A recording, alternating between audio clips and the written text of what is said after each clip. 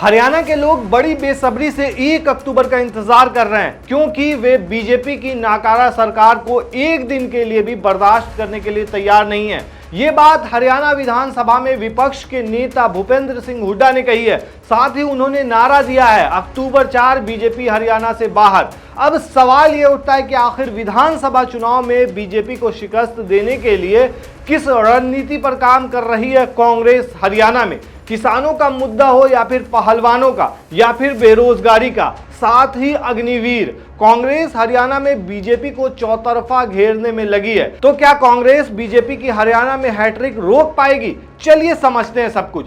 सबसे पहले एक बात पर गौर कीजिए। पेरिस से लौटने के बाद जब पहलवान विनेश फोगाट दिल्ली पहुंची तो यहां उनका स्वागत रोहतक से कांग्रेस के सांसद दीपेंद्र हुड्डा ने किया। एयरपोर्ट से हरियाणा के लिए विनेश के स्वागत में निकाले गए विशाल रोड शो में दीपेंद्र हुड्डा फ्रंट फुट पर दिखाई दिए। कांग्रेस का यह कदम हरियाणा के विधानसभा चुनाव में बीजेपी को घेरने की ही एक रणनीति का हिस्सा है। हरियाणा में 1 अक्टूबर को वोटिंग होगी और 4 अक्टूबर को नतीजे आएंगे। तो कहीं ना कहीं पहलवानों के इस पर जो है ये कांग्रेस जो है एक तरह से अपना रणनीति तैयार करते हुए ऐसा कर रही है। अब सवाल यह है कि क्या पहलवानों के यौन शोषण के मुद्दे से बीजेपी को होगा नुकसान और कांग्रेस को होगा फायदा? जैसा कि देखा गया कि एयरपोर्ट से निकाले गए रोड शो में विनेश फोगाट के साथ ही पहलवान साक्षी मलिक, अंशु मलिक और बजरंग पुनिया भी थे।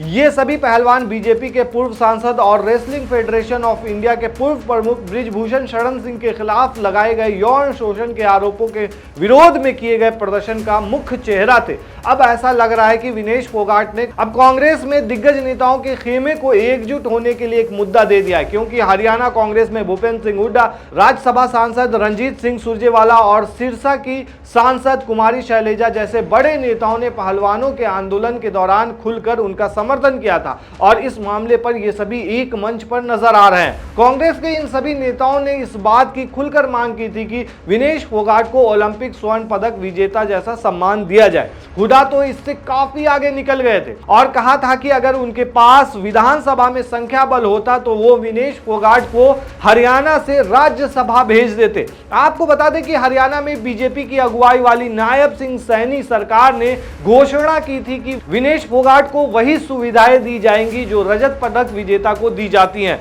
लेकिन चूंकि आदर्श आचार संहिता लागू हो चुकी है, इसलिए सीएम सैनी के ऐलान से विनेश को मिलने वाली सुविधाओं पर रोक लग सकती है। देखा जाए तो लोकसभा चुनाव में वोट शेयर बढ़ने के बाद से ही कांग्रेस ने आक्रामक रुख अपनाया है। 2019 के लोकसभा चुनाव के मुकाबले पार्टी का वोट प्रतिशत काफी ज्यादा बढ़ गया है और पार्टी ने अपनी सीटों की संख्या में भी बढ़ोतरी कर ली है। वहीं लोकसभा चुनाव 2024 में बीजेपी को भारी नुकसान हुआ है। जहां 2019 के लोकसभा चुनाव में बीजेपी के खाते में हरियाणा की 10 लोकसभा सीटें थी, वहीं इस बार बीजेपी 5 पर ही सिमट गई है, सीधे तौर पर आधी हो गई है। तो ऐसे में कहीं ना कहीं कांग्रेस का मनोबल बहुत ज्यादा बढ़ा हुआ है। अब यहां के मुद्दों की बात करते हैं। अब जैसे एमएसपी को कानूनी गारंटी देने का मुद्दा, पहलवानों के अलावा हरियाणा में कांग्रेस के पास एक और मुद्दा है जिस पर वो बीजेपी को आने वाले दिनों में घेर सकती है। यह मुद्दा किसानों को न्यूनतम समर्थन मूल्य यानी एमएसपी को कानूनी गारंटी देने वाला है। हाल ही में नायब सिंह सैनी सरकार ने ऐलान किया था कि उनकी सरकार राज्य की सभी 24 फसलों को एमएसपी पर खरीदेगी, लेकिन ऐसा दिख रहा है कि उनके इस ऐलान का किसानों पर बहुत ज्यादा असर नहीं हुआ है और उन्होंने इसे एक राजनीतिक स्टंट करार दिया है। वहीं लोकसभा में विपक्ष के नेता राहुल गांधी ने हरियाणा और 5 दूसरे राज्यों के किसान नेताओं से पिछले महीने मुलाकात कर उनकी बात को सुना था। भूपेंद्र सिंह हुड्डा ने भी किसानों की एमएसपी की मांग का समर्थन किया है। वहीं लोकसभा चुनाव के दौरान बीजेपी को किसानों के गुस्से का सामना करना पड़ा था। वहीं अब ऐसा लगता है कि बीजेपी अब किसानों के गुस्से को शांत करने की कोशिश कर रही है। पिछले हफ्ते नायब सिंह सैनी सरकार ने लगभग 5 लाख किसानों के खाते में 525 करोड़ रुपए बोनस की पहली किस्त भेजी थी। देखा जाए तो बीजेपी सरकार ने एंटी इनकम्बेंसी से निपटने की कोशिश में कई दूसरे कल्याणकारी योजनाओं का भी ऐलान किया है। इसके तहत सरपंचों को और ज्यादा वित्तीय ताकत देना, सामाजिक सुरक्षा का लाभ देने की प्रक्रिया में सुधार करना और किसानों के लिए एमएसपी का ऐलान खास रहा है। लेकिन किसान इन सब चीजों से कितना लुभेंगे ये तो वक्त ही बताएगा। वहीं दूसरा जो एक बहुत बड़ा मुद्दा है वो है अग्निवीर।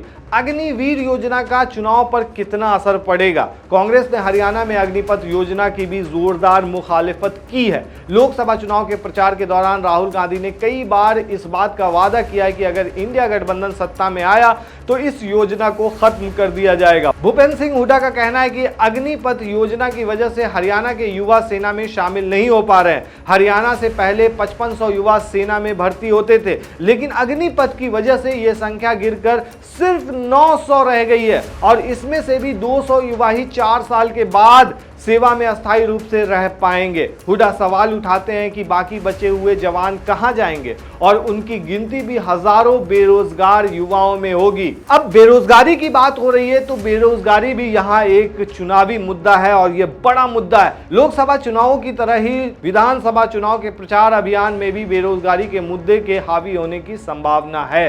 राज्य सरकार ने हाल ही में हरियाणा कौशल रोजगार निगम के माध्यम से रोजगार गारंटी सहित कई भर्ती अभियान चलाए हैं, लेकिन आदर्श आचार संहिता के कारण इन पर रोक लग सकती है। अब सवाल यह उठता है कि इतने सारे मुद्दे होने के बाद और जिस तरीके से कांग्रेस एकदम सारे मुद्दे को एक तरह से कैच कर ले रही है, जिस तरीके से पहलवानों को देखा गया, पहलवानों को लेने के लिए एयरपोर्ट पहुंच गए, अग्निवीर योजना पर सरकार को घेर रही है कांग्रेस और सारे मुद्दे पर जो है विपक्ष एक नजर आ रही है, तो ऐसे में कहीं ना कहीं इसको एक तरह से कांग्रेस का खतरनाक स्टंट माना जा रहा है और माना जा रहा है कि अगर इस तरीके से आक्रामक मोड में अगर कांग्रेस रही तो हरियाणा में बीजेपी की सत्ता पर अंकुश लग सकता है। आप क्या कहते हैं दोस्तों इस मामले पर? हमें कमेंट में जरूर बताएं।